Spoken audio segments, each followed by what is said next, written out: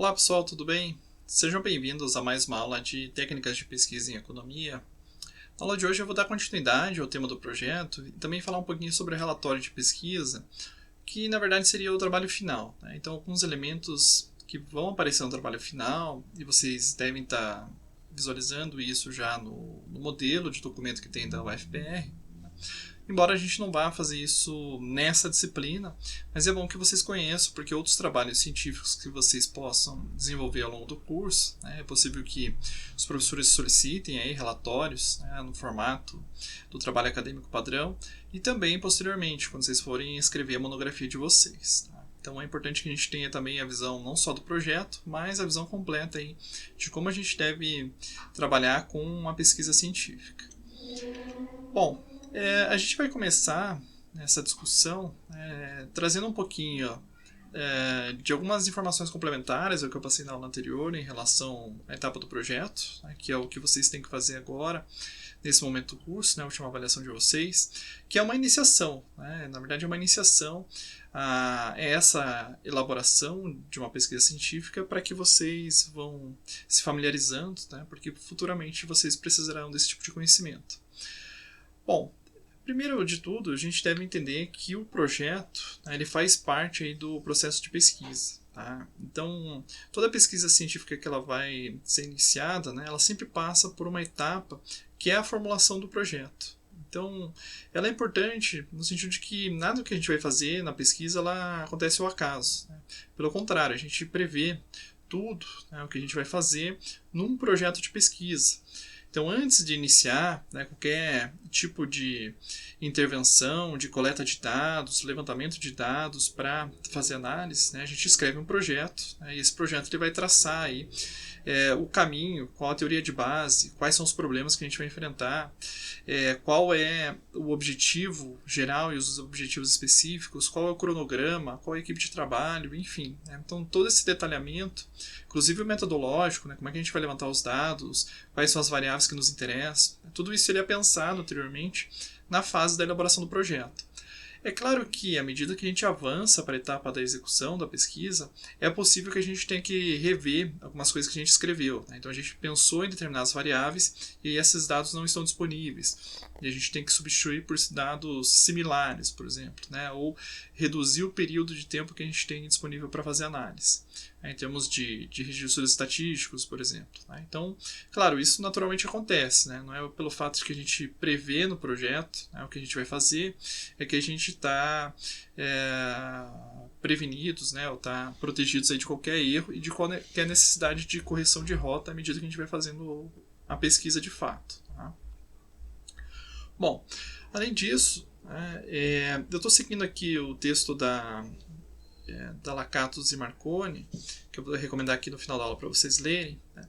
E elas sugerem aqui 3 passos para a elaboração do projeto.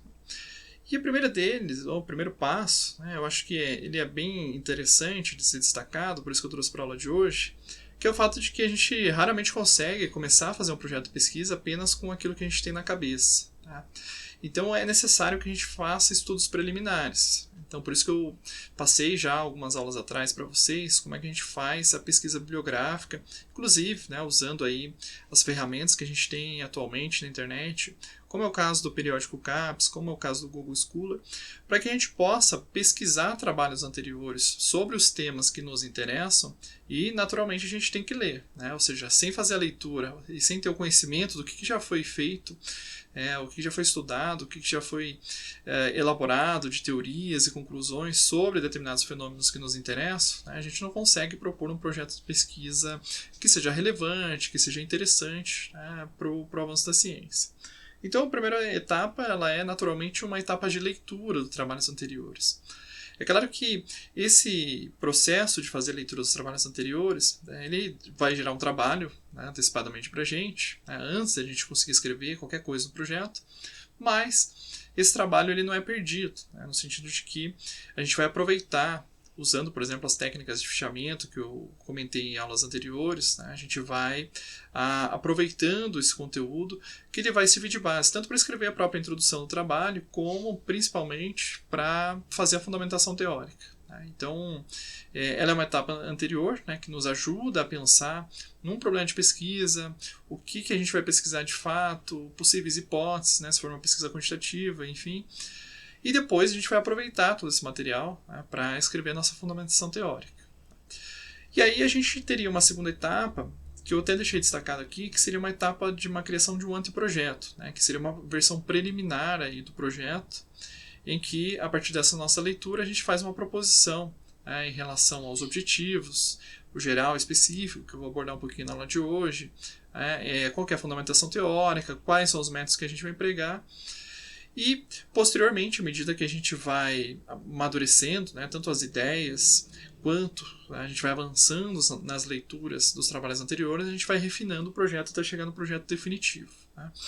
Então, eu deixei destacado o anteprojeto, que é basicamente o que vocês vão fazer na disciplina, né? Ou seja, vocês, nesse momento do curso, né, ainda no primeiro ano, cursando a disciplina de técnicas de pesquisa em economia, basicamente o projeto de pesquisa que eu estou pedindo para vocês fazerem, ele vai representar nessa classificação das autoras como uma etapa do anteprojeto. Tá? Por quê? Porque lá na frente, no curso, depois que vocês tiverem passado por diversas disciplinas, né, vocês vão ter maior bagagem teórica, instrumentos de análise quantitativos ou qualitativos, enfim. Vocês vão ter uma capacidade maior também de enxergar problemas de pesquisa interessantes, vão ter um conhecimento maior das teorias, né, dos trabalhos que os professores ou eles mesmos desempenham ou que eles trazem, né, nas suas aulas, para que vocês possam fazer o projeto definitivo. Isso acontece geralmente na monografia 1. Então a gente tem lá, na etapa da monografia 1, a criação de um projeto de pesquisa, ou seja, a gente vai exatamente até a mesma etapa que a gente vai fazer nessa disciplina, que seria a criação de uma introdução, uma fundamentação teórica e a proposição de uma metodologia. Então esse seria o papel da monografia 1, que dura aí um período de 6 meses, né, um semestre.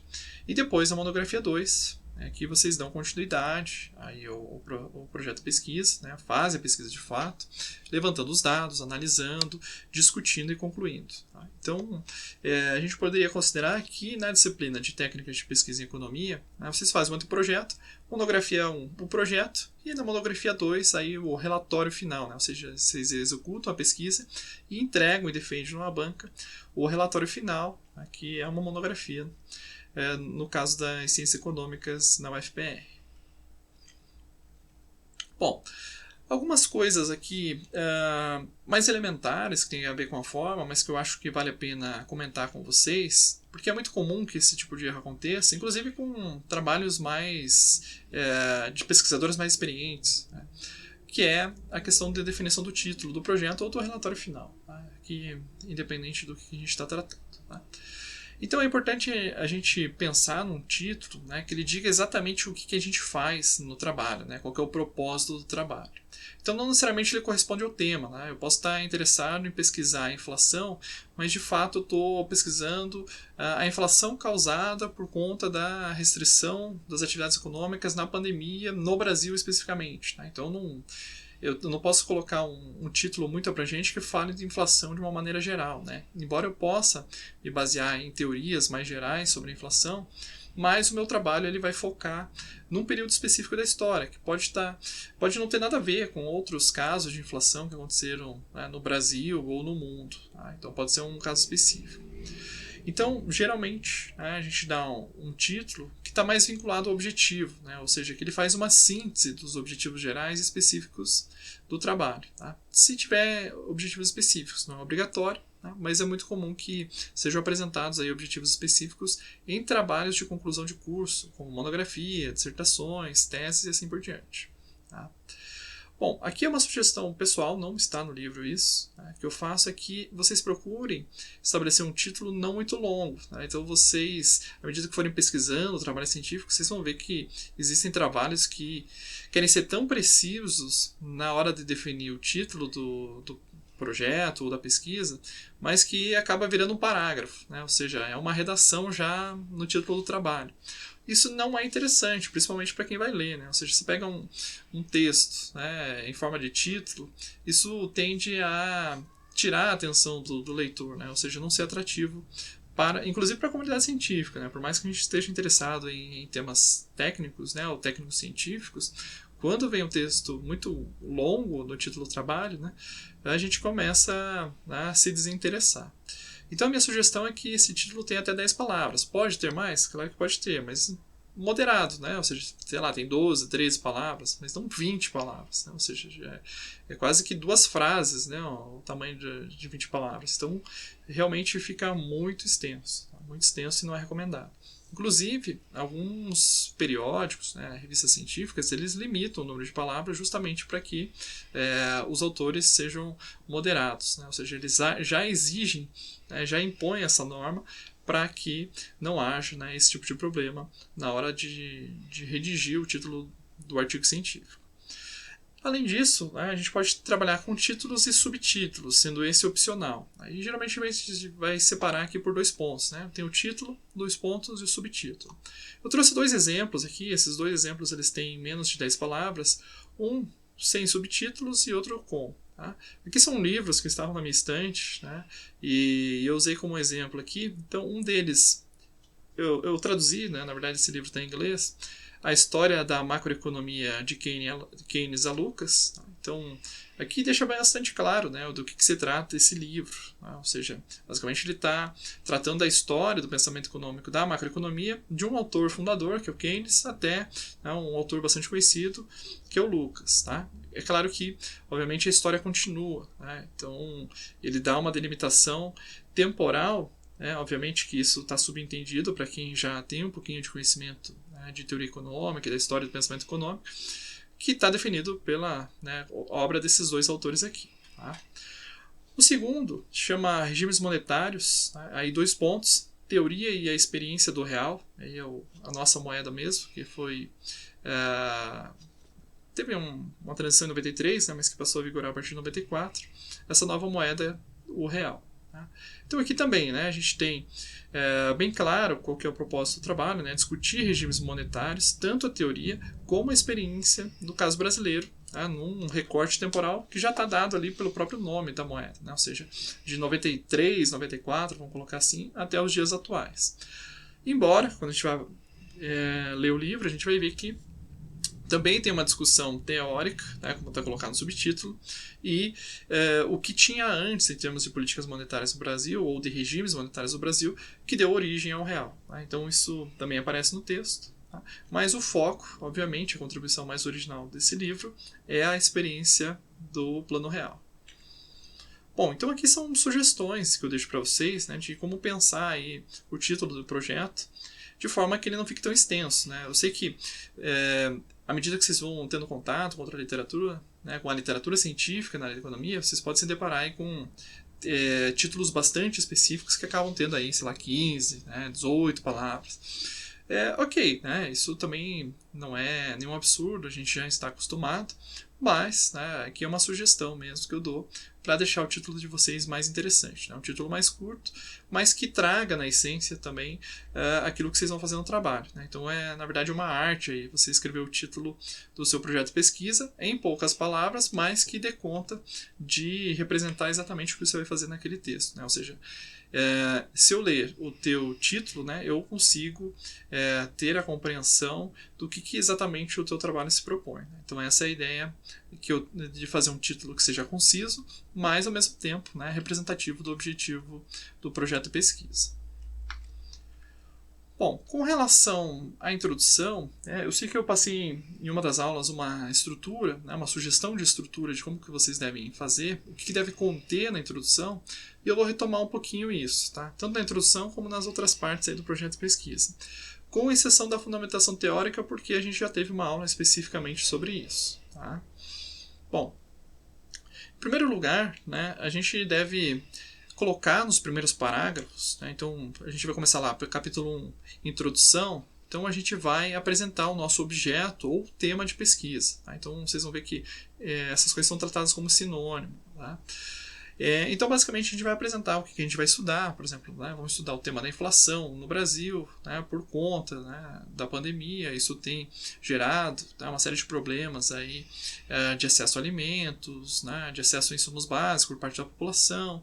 Teve ainda o efeito da do aumento do desemprego por conta do fechamento de empresas e assim por diante, né? Então, basicamente, você vai colocando esse tema, né, de uma maneira mais geral, mas à medida que você vai avançando nos parágrafos, né, você pode levar, sei lá, 2, 3, 5, enfim, não tem um tamanho preciso, né, não delimitei isso também para vocês, de quantos parágrafos vocês vão desenvolver para apresentar o tema, mas a ideia é que esse texto ele vá afunilando, no sentido de que vai delimitando exatamente o que o seu projeto de pesquisa vai estudar, né? Ou seja, eu venho do mais amplo, que é a inflação, que é a ideia, né, do aumento generalizado dos preços de uma determinada economia, mas depois eu vou especificando, né, em que lugar, né, espaço geográfico que eu vou fazer minha pesquisa, qual é o recorte temporal, né, quais aspectos, né, desse tema eu vou estudar, porque eu não vou estudar tudo, né?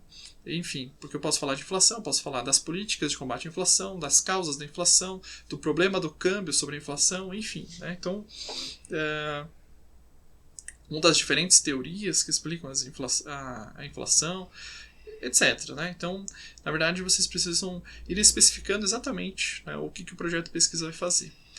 E depois, ele pode estar separado numa subseção, né, ou não, mas eu recomendo que esteja a colocação do problema de pesquisa. Então, a gente também já teve uma aula específica sobre o problema de pesquisa, né, mas só retomando, né, basicamente é um texto que você vai redigir, né, que vai esclarecer a dificuldade específica com a qual, né, a ciência se defronta, ou a sociedade se defronta, né, e como é que o projeto de pesquisa pretende resolver isso, né. E eu recomendo que vocês incluam, né, nesse texto, ao final desse texto, pelo menos uma pergunta de pesquisa, né, como a gente viu na aula específica sobre problemas de pesquisa, que é a pergunta que vocês vão, né, procurar resolver com a proposta do projeto de pesquisa de vocês. Tá? Então, obviamente, vocês não vão realizar a pesquisa. É claro que, dependendo do tema, se for muito interessante daqui 3, 4 anos, né, vocês ainda se interessarem pelo tema, vocês podem desenvolver essa pesquisa na monografia de vocês. Tá? Mas, como a gente está bem no começo do curso, é muito difícil que a gente mantenha, né, essa ideia que foi gerada para o projeto da disciplina para o projeto do trabalho de conclusão de curso. Bom, então, na sequência, né, recomenda-se apresentar as hipóteses se a gente está trabalhando com uma pesquisa quantitativa. Tá? Se não, não é o caso de colocar hipóteses, né, porque a gente viu na aula sobre pesquisa quali que, inclusive, o produto final, né, pode ser uma hipótese de uma pesquisa qualitativa, então não necessariamente a gente parte de uma hipótese. Tá?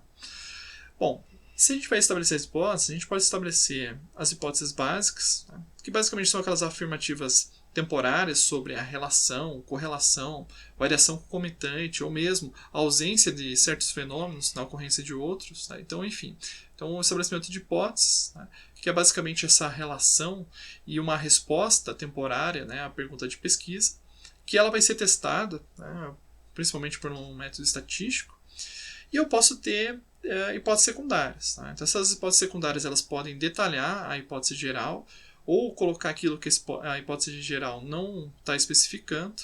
Então, posso ter vamos dizer assim, né, numa relação hierárquica, subhipóteses.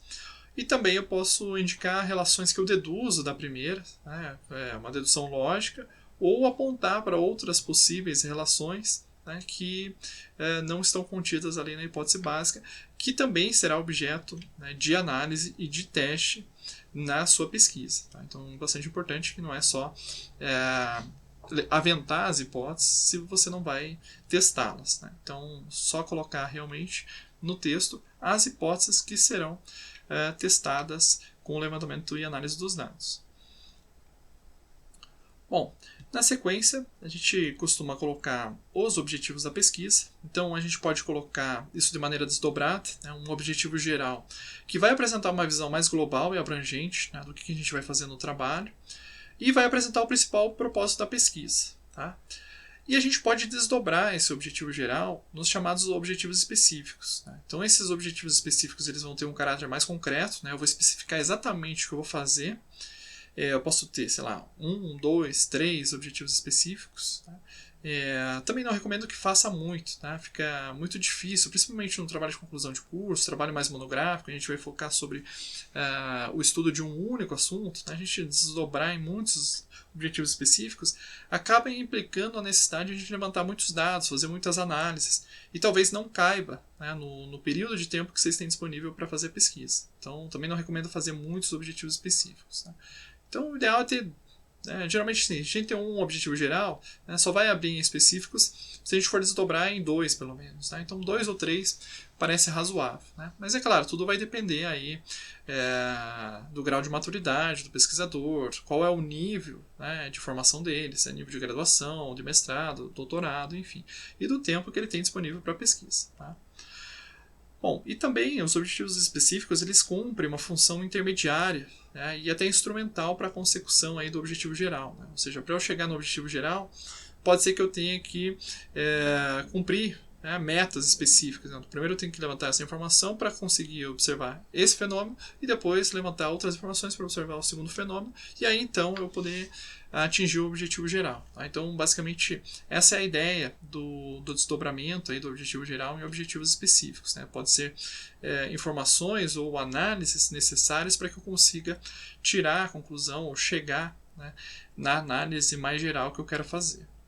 Eu trouxe um exemplo aqui, aproveitando, né, o momento que a gente está vivendo, para tentar colocar aí, né, como é que a gente poderia desdobrar, né, um objetivo geral em objetivos específicos. Então vamos supor o seguinte, que a gente queira fazer um projeto de pesquisa para avaliar os impactos socioeconômicos, né, do lockdown ou das medidas de restrição, né, à circulação, enfim, de pessoas no Brasil durante a pandemia de Covid-19. Tá? Então esse seria o objetivo geral, então analisar os impactos socioeconômicos, mas eu poderia desdobrar, tá? Já que eu tenho dois aspectos a serem analisados, por exemplo, os sociais e econômicos, e eu poderia ser mais específico ainda, né? Ou seja, impactos socioeconômicos, eles são muito abrangentes, tá? Eu posso ter várias dimensões econômicas e sociais a serem analisadas. E aí eu posso especificar, né? Por exemplo, analisar os indicadores de emprego, renda e produção dos anos de 2019, 2020 e 2021 para avaliar os impactos econômicos da pandemia no Brasil. Né? Ou seja, aqui eu vou estar me atendo especificamente, né, ao nível de emprego, ao nível de renda e de produção no período imediatamente anterior à pandemia para comparar com o período da pandemia em si. Tá?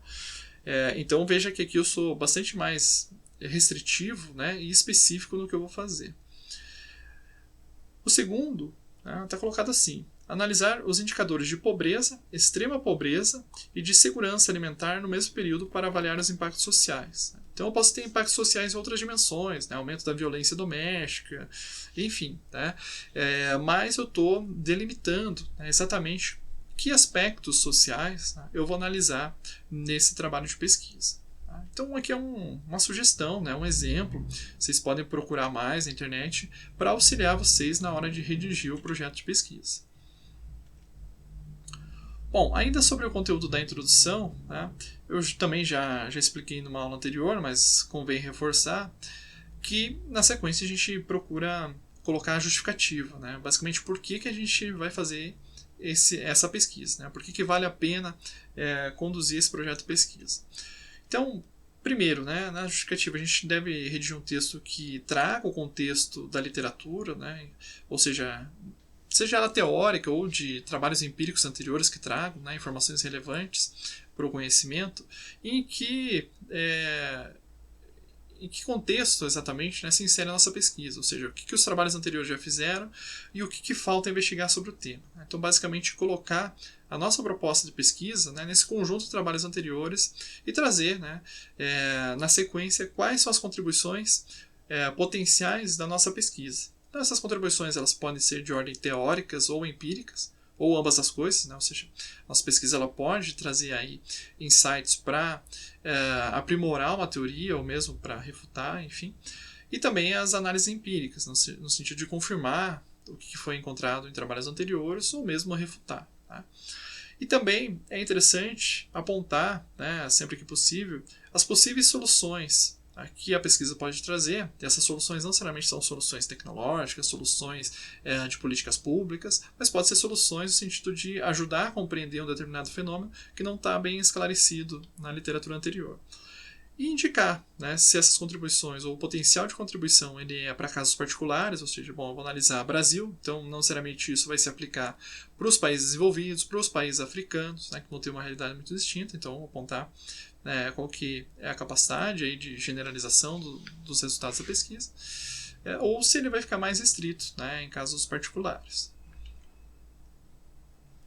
Bom, um outro elemento no projeto, então eu mostrei uma estrutura para vocês em que a gente tinha lá introdução, né, fundamentação teórica, que eu comentei com vocês que eu não vou abordar nessa aula, e a metodologia, que seria o terceiro capítulo.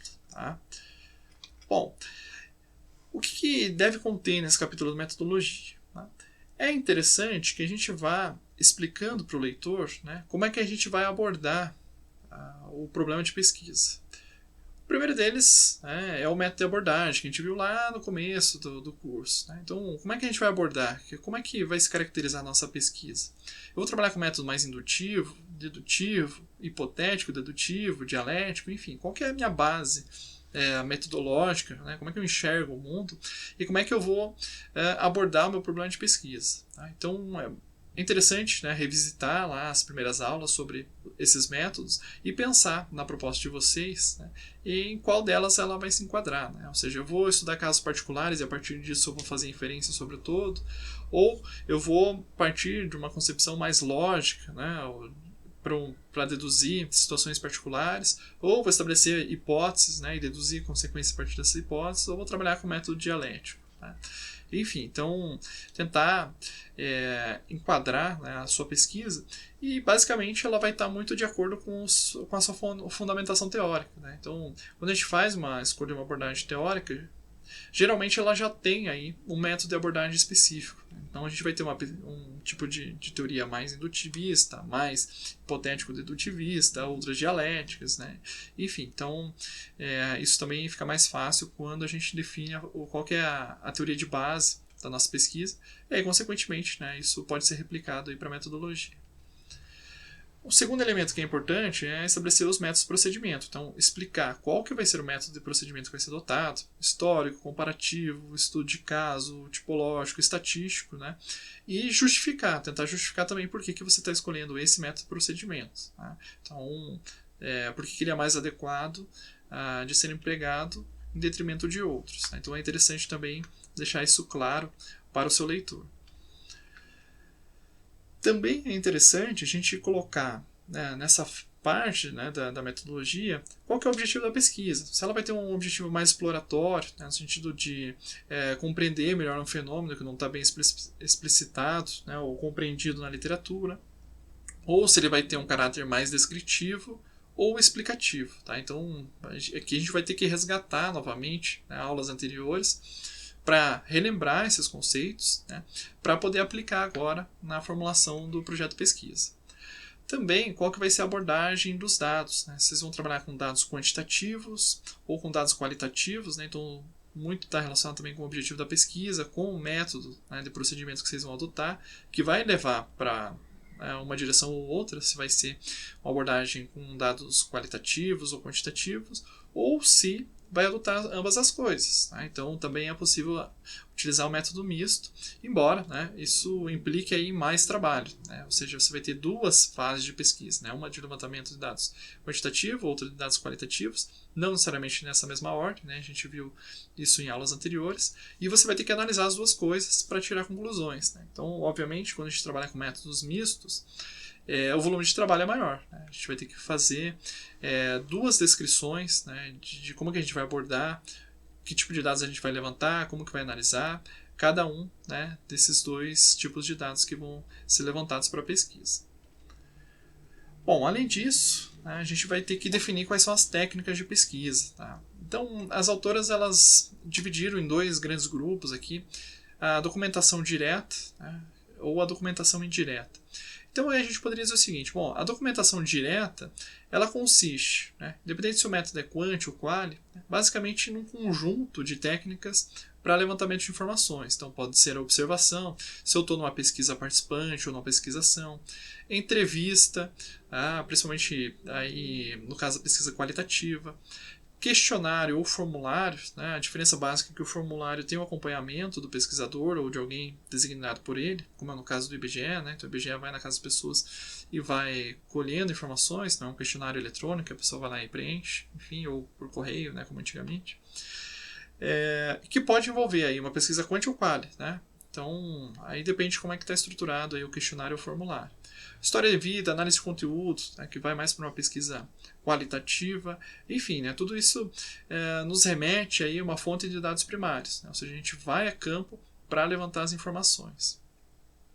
Já as técnicas de documentação indireta, né, ela vai estar baseada ou em pesquisa bibliográfica, pesquisa documental, análise de dados estatísticos de fontes secundárias, enfim, basicamente se refere ao conjunto, né, de fontes secundárias de dados, sejam quantitativos ou qualitativos, que não requer que a gente vá a campo para levantar os dados. Tá? Então, é claro, nessa etapa, né, da pesquisa ou do projeto, enfim, como ele é só uma carta de intenções, vamos dizer assim, vocês podem adotar qualquer um deles. Tá? Agora, se a gente estivesse já elaborando, por exemplo, a monografia 1 ou monografia 2, que vocês tivessem que levantar informações, né, eu recomendaria usar fontes secundárias. Né? Por conta da pandemia, talvez a maior dificuldade aí de contactar pessoas e coisas do gênero. Tá? Enfim, mas isso por conta de uma situação específica. Tá? Mas nada impede também que vocês, no momento de fazer a monografia 1 e 2, que provavelmente já vai ter superado, né, essa pandemia de uma maneira definitiva, né, vocês consigam fazer tranquilamente, né, uma pesquisa com documentação direta ou com documentação indireta. Bom, quando a gente trabalha principalmente com abordagem quantitativa, né, é importante a gente definir população e amostra. Né? Principalmente, né, claro, quando a gente vai fazer o levantamento de dados primários. Se a gente, né, vai se basear em pesquisas estatísticas feitas por IBGE ou outros órgãos, né, a gente só precisa compreender, obviamente, a metodologia da pesquisa, mas não precisa descrevê-la. Né? Ou seja, a gente pode só citar, fazer a referência, e aí, se a pessoa estiver interessada, ela vai lá e lê o documento do IBGE, do outro órgão que fez a pesquisa. Então, a gente simplesmente vai ser um usuário dos dados.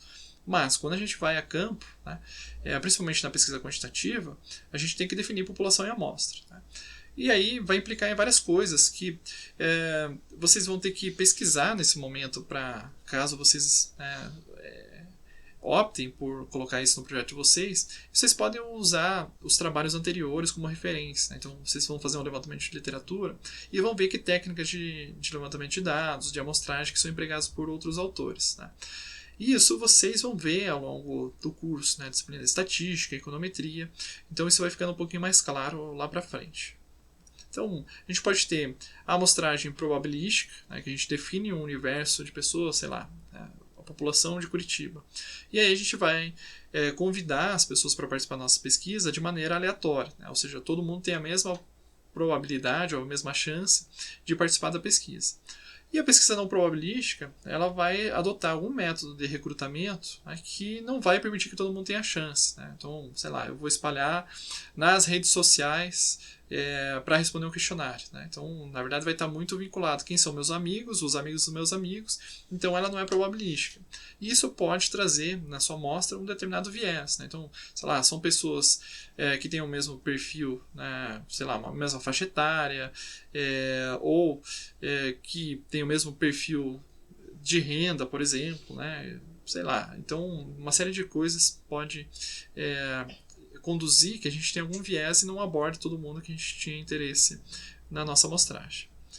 Também é interessante descrever, né, qual que vai ser o critério de seleção dos sujeitos ou objetos da pesquisa. Né? Então, especificamente, como é que eles vão ser convidados. Né? Não necessariamente tem a ver com o fato da amostra probabilística ou não, né? Mas pode ter consequências não esperadas aí da forma como a gente vai recrutar os sujeitos para a pesquisa.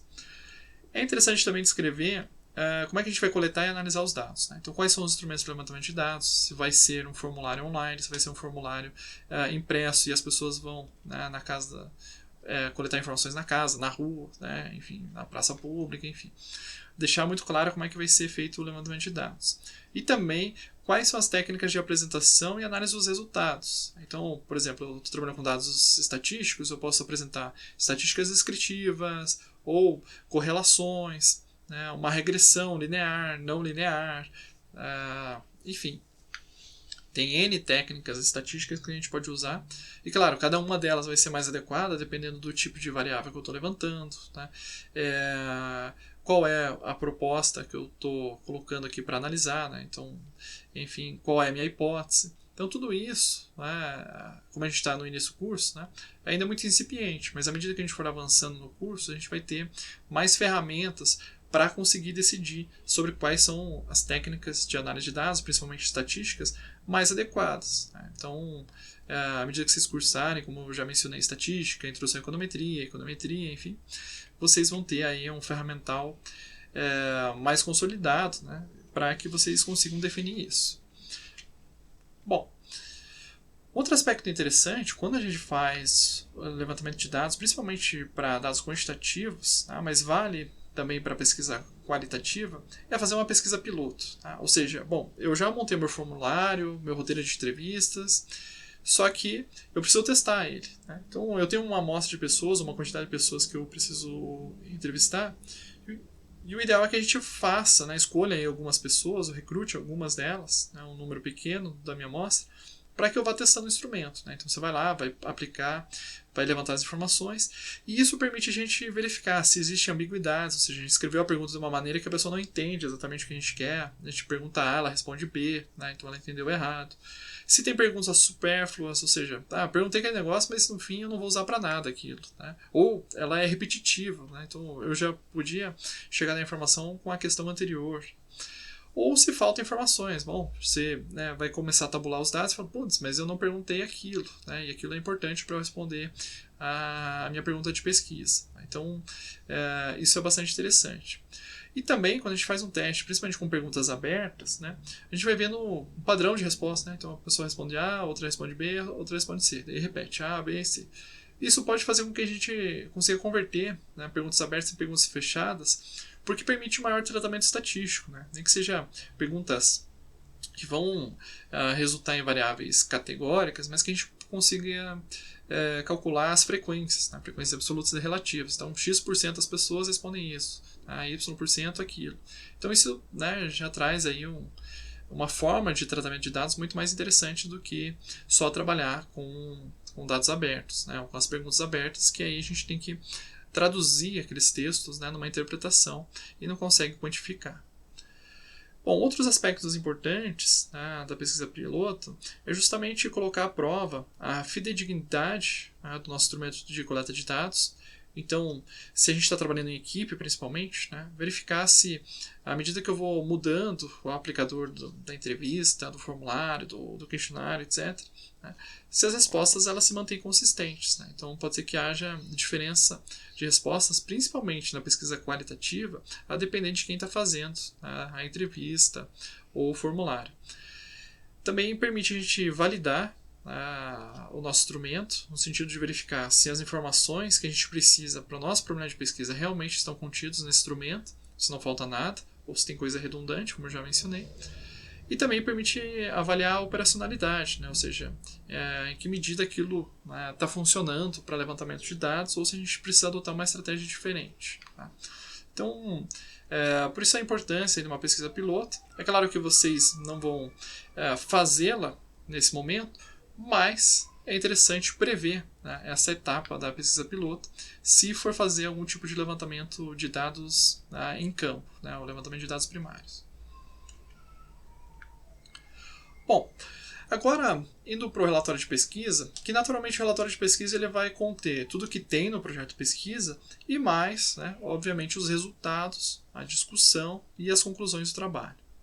Agora, existe um elemento, de acordo com as normas da BNT, né, que é obrigatório no relatório de pesquisa, que pode ser a monografia, pode ser a dissertação, tese, etc., que é o resumo. Geralmente o resumo ele é apresentado no português, na língua inglesa, e em alguns casos até em outras línguas, como o espanhol e o francês. Tá?